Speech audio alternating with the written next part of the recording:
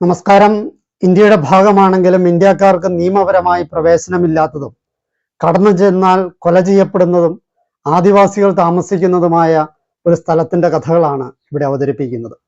ബഹിരാകാശത്തും ചന്ദ്രനിലുമൊക്കെ പോകാൻ പറ്റിയ മനുഷ്യന് നമ്മുടെ തൊട്ടടുത്തുള്ള ഭൂമികയിൽ കാലുകുത്താൻ പറ്റില്ല എന്ന് വന്നാലോ? ഇന്ത്യൻ സർക്കാരിന്റെ അധീനതയിൽ വരുന്നതും ബംഗാൾ ഉൾക്കടലിൽ ഏകദേശം 72 ചതുരശ്ര കിലോമീറ്റർ വിസ്തൃതിയുമുള്ള ദ്വീപാണ് നോർത്ത് സെന്റിനൽ ദ്വീപ്. ഈ ദ്വീപ് ആൻഡമാൻ നിക്കോബാറിന്റെ ഭാഗമാണ്. പോർട്ട് ബ്ലെയറിൽ നിന്നും 50 കിലോമീറ്ററും സൗത്ത് ആൻഡമാൻ ദ്വീപിൽ നിന്നും 36 കിലോമീറ്ററും അകലെയാണ് ചതുരാകൃതിയിലുള്ള ഈ ദ്വീപ് സ്ഥിതി ചെയ്യുന്നത്. വെള്ള നിറത്തിലുള്ള കടലാൽ ചുറ്റപ്പെട്ട ഈ ദ്വീപിൽ സ്വാഭാവിക തുറമുഖങ്ങളില്ല. ചുറ്റും പവിഴപ്പുറ്റുകൾ ഉള്ളതിനാൽ ബോട്ടുകൾക്കോ കപ്പലുകൾക്കോ ഈ ദ്വീപിലേക്ക് അടുക്കാൻ പ്രയാസമാണ്. പ്രകൃതി ഭംഗിയുടെ കാര്യത്തിൽ ആൻഡമാനിലെ എന്നല്ല ലോകത്തിലെ തന്നെ മിക്ക സ്ഥലങ്ങളെയും മാറ്റി നിർത്തുന്ന സൗന്ദര്യമാണ് ഈ ദ്വീപിനുള്ളത്. ഈ ദ്വീപിനെ ബേർഡ് ലൈഫ് ഇന്റർനാഷണൽ ആഗോളതലത്തിൽ പ്രധാനപ്പെട്ട ഒരു പക്ഷി കേന്ദ്രമായിട്ട് കണക്കാക്കുന്നുണ്ട്. ഇന്ത്യക്കാരെങ്കിലും ഇന്ത്യ എന്നൊരു രാജ്യമുണ്ടെന്നോ ദ്വീപിന് പുറത്ത് വേറെ ലോകമുണ്ടെന്നോ ഒന്നും അറിയാത്ത ഒരു ജനതയാണ് അവിടെയുള്ളത്. പുറം ലോകവുമായി ഒരു തരത്തിലും ബന്ധമില്ലാത്ത സവിശേഷ സംസ്കാരം പിന്തുടരുന്ന ഗോത്രവർഗക്കാരായ ഇവിടുത്തെ ആളുകളെ സെന്റിനലുകൾ എന്നാണ് വിളിക്കുന്നത്. തീരെ അപരിഷ്കൃതർ എന്നാണ് അവരെ ലോകം വിശേഷിപ്പിക്കുന്നത്. ആൻഡമാനിലെ തദ്ദേശീയരായ ഓങ്കെ വംശജരാണ് ഇവിടെ താമസിക്കുന്നവർ. പുറം ലോകത്തു നിന്നുള്ളവരെ തീരെ അടുപ്പിക്കാത്ത ആളുകളാണിവർ. ഏകദേശം 60,000 വർഷങ്ങൾക്ക് മുമ്പ് സിൽക്ക് റൂട്ട് വഴി ആഫ്രിക്കയിൽ നിന്നും ഇവിടെ വന്നവരുടെ പിൻഗാമികളാണ് ഇവരെന്നാണ് പൊതുവെയുള്ള വിശ്വാസം. അവരുടെ ഈ പ്രത്യേകതകൾ കണക്കിലെടുത്ത് ഈ പ്രദേശത്തേക്ക് പോകുന്നത് ഇന്ത്യ സർക്കാർ വിലക്കിയിട്ടുണ്ട്. 1956 ആൻഡമാൻ നിക്കോബാർ ദ്വീപിലെ ഗോത്രവർഗ സംരക്ഷണ നിയമപ്രകാരം ഈ ദ്വീപും അതിലെ നിവാസികളും സംരക്ഷിക്കപ്പെട്ടിരിക്കുന്നു. ഈ നിയമപ്രകാരം ദ്വീപിലേക്കുള്ള ഏത് തരത്തിലുള്ള യാത്രയും 5 നോട്ടിക്കൽ മൈലിൽ വരുന്നത് പോലും കർശനമായി നിരോധിച്ചിരിക്കുകയാണ്. ദ്വീപിലുള്ള ആളുകളെയും അവിടേക്ക് എത്താൻ ശ്രമിക്കുന്നവരുടെയും സംരക്ഷണത്തിനാണ് ഈ നിയന്ത്രണം ഏർപ്പെടുത്തിയിട്ടുള്ളത്. ഇന്ത്യയുടെ ഭാഗമായി കരുതുന്നതിനാൽ സർക്കാർ അവർക്ക് അവിടെ പൂർണ്ണ സ്വാതന്ത്ര്യം ആണ് അനുവദിച്ചിട്ടുള്ളത്. തങ്ങളുടെ അടുത്തേക്ക് ആരും വരേണ്ടതില്ലെന്നാണ് ദ്വീപിലെ ഗോത്രവർഗക്കാരുടെ തലമുറകളായുള്ള നിലപാട്. അറിഞ്ഞും അറിയാതെയും ഈ ദ്വീപിനടുത്തെത്തിയവരെ വരവേറ്റത് അവരുടെ അമ്പുകളും കുന്തങ്ങളുമായിരുന്നു. ആധുനിക മനുഷ്യനെഴുതിയ ചരിത്രത്തിൽ സെന്റിനൽ ഗോത്രക്കാർ കയറി വരുന്നത് 18-ാം നൂറ്റാണ്ടിലാണ്. ബ്രിട്ടീഷ് ഈസ്റ്റ് ഇന്ത്യ കമ്പനിയുടെ സർവേ ഉദ്യോഗസ്ഥനായ ജോൺ റിച്ചി 1771 ഈ ദ്വീപിനടുത്ത് കൂടി കപ്പലിൽ സഞ്ചരിച്ചപ്പോഴാണ് ഇവിടെ മനുഷ്യവാസമുണ്ടെന്ന് ആദ്യമായി കണ്ടെത്തിയത്. ബ്രിട്ടീഷുകാരാണ് സെന്റിനലുകാരെ പറ്റി ആദ്യമായി ചരിത്രത്തിൽ രേഖപ്പെടുത്തുന്നത്. അന്ന് രേഖപ്പെടുത്തിയ സെന്റിനലുകാരുടെ എണ്ണം 8000 എന്നാൽ കഴിഞ്ഞ 2 നൂറ്റാണ്ടുകൾക്കിടെ ലോകം ഒരുപാട് മുന്നോട്ട് സഞ്ചരിച്ചു. അതുകൊണ്ട് തന്നെ വികസന കുതിപ്പിൽ പായുന്ന ആധുനിക മനുഷ്യന് സെന്റിനലുകാർ ഇന്ന് അത്ഭുതമാണ്, ഒരുപക്ഷെ വിചിത്ര ജീവികളാണ്. സർക്കാർ വിമാനങ്ങൾ മുഖേന എടുത്ത ഫോട്ടോഗ്രാഫുകൾ പ്രകാരം ഇന്ന് സെന്റിനലിൽ അവശേഷിക്കുന്നത് 15 പേരാണ്. എന്നാൽ സെന്റിനൽ ദ്വീപിനെ അടുത്തറിയാവുന്ന ഗവേഷകരും സഞ്ചാരികളും പറയുന്നത് ഈ ഗോത്രക്കാരുടെ എണ്ണം 150ഓളം വരുമെന്നാണ്.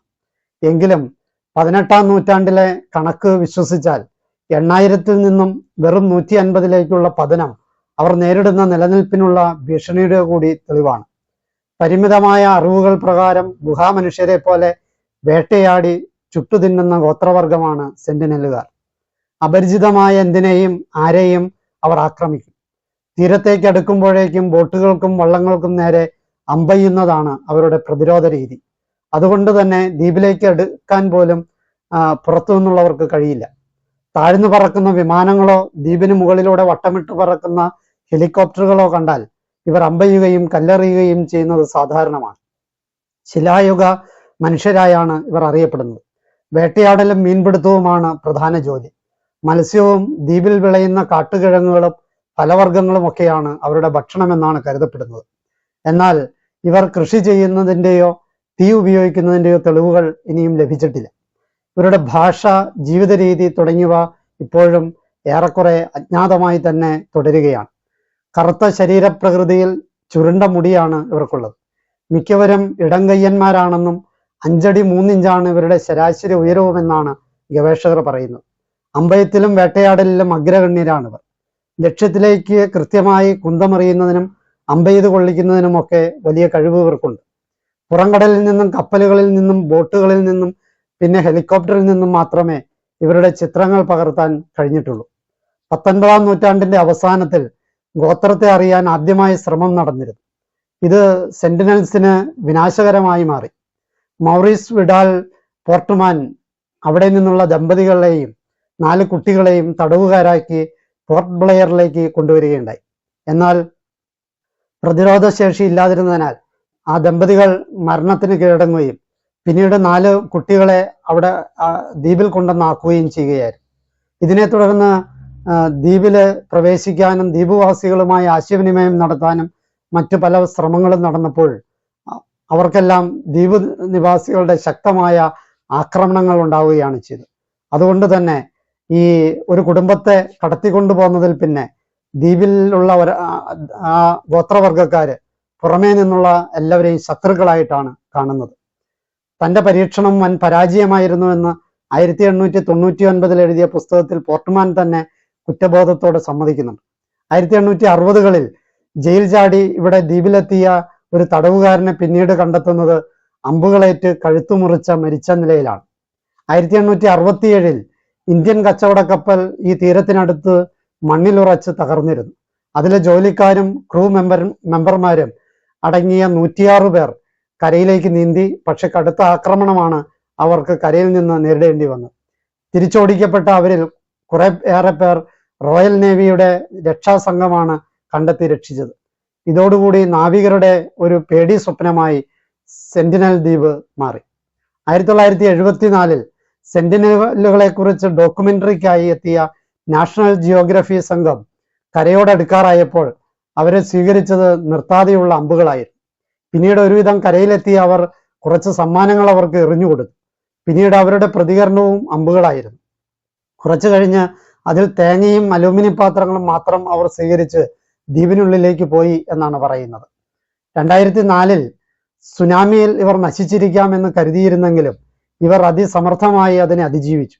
അന്ന് ഇവരെ രക്ഷിക്കാൻ പോയ ഇന്ത്യൻ ഹെലികോപ്റ്ററിന് നേരെ ഇവർ അമ്പും കുന്തവും എറിയുകയാണ് ചെയ്തത്. 2006 ദ്വീപിലേക്ക് വഴിതെറ്റിയെത്തിയ 2 മത്സ്യത്തൊഴിലാളികളെ സെന്റിനലുകാർ വകവരുത്തിയത്. ഇത്രയധികം ആക്രമകാരികളായ ദ്വീപ് നിവാസികളോട് അടുത്തിടപഴകിയ ഒരേയൊരു ഇന്ത്യക്കാരൻ നരവംശാസ്ത്രജ്ഞനായ TN പണ്ഡിറ്റാണ്. സെന്റിനൽ നിവാസികളെ താൻ കയ്യിലെടുത്ത കഥ TN പണ്ഡിറ്റ് പറയുന്നത് ഇങ്ങനെയാണ്. ഇപ്പോഴദ്ദേഹത്തിന് ഏതാണ്ട് 80-ന് മുകളിൽ വയസ്സ് പ്രായമുണ്ട്. TN പണ്ഡിറ്റ് 2 തവണയാണ് ദ്വീപ് സന്ദർശിച്ചത്. പലതവണ ശ്രമം നടത്തിയെങ്കിലും 1966-ലും 1991-ലുമാണ് അദ്ദേഹം വിജയിച്ചുള്ളൂ. 2 തവണയും സഹായത്തിനെത്തിയത് നാളികേരവും ഇരുമ്പ് കഷ്ണങ്ങളുമാണ്. ആൻഡമാനിന്റെ ഭാഗമാണെങ്കിലും ദ്വീപിൽ നാളികേരം ലഭ്യമല്ല. പക്ഷെ ഇവർക്ക് നാളികേരം വളരെ പ്രിയപ്പെട്ടതുമാണ്.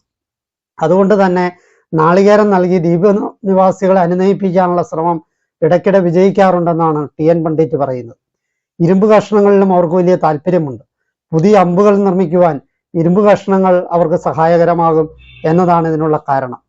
ആന്ത്രപ്പോളജിക്കൽ സർവേ ഇന്ത്യയുടെ പര്യടനത്തിന്റെ ഭാഗമായിട്ടായിരുന്നു പണ്ഡിറ്റിന്റെയും സംഘത്തിന്റെയും യാത്ര. പ്രാദേശിക മത്സ്യബന്ധന തൊഴിലാളികളെയും കൂട്ടിയാണ് ദ്വീപിലേക്ക് പോയത്. 51 ദൂരത്തിനും അകലെ വള്ളം നിർത്തുകയാണ് ആദ്യം ചെയ്തത്. തുടർന്ന് നാളികേരം ഉയർത്തി കാണിക്കും. സ്വീകരിക്കാൻ തയ്യാറാണെങ്കിൽ അവർ വെള്ളത്തിലേക്ക് ഇറങ്ങി വരും. തുടർന്ന് ബോട്ടിൽ വരുന്നവരിൽ നിന്ന് ഇവർ സമ്മാനങ്ങൾ വാങ്ങും. ഇവർ നാളികേരവും മറ്റും വാങ്ങുന്നതിന്റെ ചിത്രങ്ങൾ പണ്ഡിറ്റ് സൂക്ഷിച്ചു വെച്ചിട്ടുണ്ട്. അവരെ ശല്യപ്പെടുത്താതിരിക്കുക. സ്വന്തം ജീവിതശൈലിയുമായി അവർ ആഗ്രഹിക്കുന്ന കാലത്തോളം മുന്നോട്ട് പോകാൻ അവർക്ക് കഴിയേണ്ടതാണ്. അവരുടെ സംരക്ഷണം ഉറപ്പാക്കുക എന്നത് മാത്രമാണ് പുറത്തുനിന്ന് കഴിയുന്ന ഏക കാര്യം. സെന്റിനൽസ് ദ്വീപിനും ചുറ്റും നിയന്ത്രണ പരിധിക്ക് പുറത്ത് കോസ്റ്റ് ഗാർഡും ആൻഡമാൻ നിക്കോബാർ പോലീസും ഒക്കെ നിരീക്ഷണം നടത്തുന്നുണ്ട്. ഈ അറിവുകൾ നിങ്ങൾക്ക് ഇഷ്ടപ്പെട്ടു എന്ന് വിചാരിക്കുന്നു. എന്നെ ശ്രവിച്ച നിങ്ങൾക്ക് നന്ദി. നല്ല നമസ്കാരം.